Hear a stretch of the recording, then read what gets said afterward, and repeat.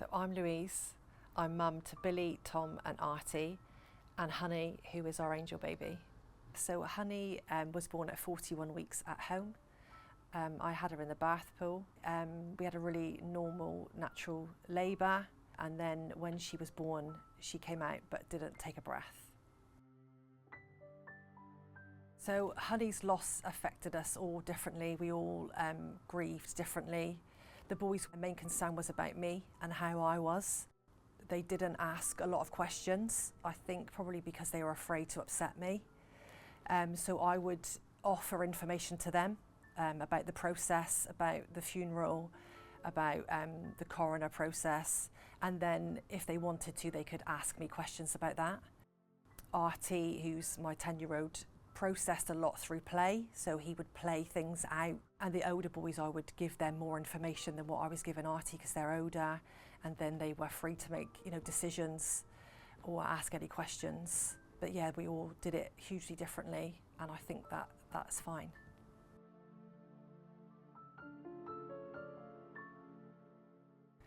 We first heard about Luna's Fund from friends. They told us about the charity, and then we heard about it from the bereavement midwife. I instantly felt drawn to it through the candle, and I contacted Amy then as a result of that, not really knowing what to expect or what I was asking, just felt like I needed to reach out. The emotional support then that I got was phenomenal. Here at Luna's Fund, I felt emotionally supported, like I could come and say whatever was on my mind. At home with the boys, I felt like I was sometimes censoring, worried about how what I was feeling was going to impact them.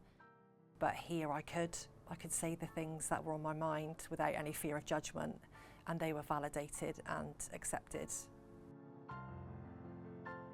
Luna's Fund gave us a relaxing getaway, a 2-night stay in a hotel, and it was incredible. It was some time for Wayne and I to just be on our own, take the heavy jacket off and enjoy ourselves.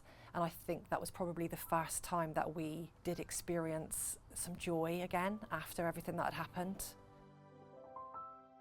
I think the biggest message for me is that the love doesn't ever go away, but that you can have that alongside the sadness and the grief. Some days one will outweigh the other, so the love feels stronger. Some days the grief feels stronger, but they can coexist together.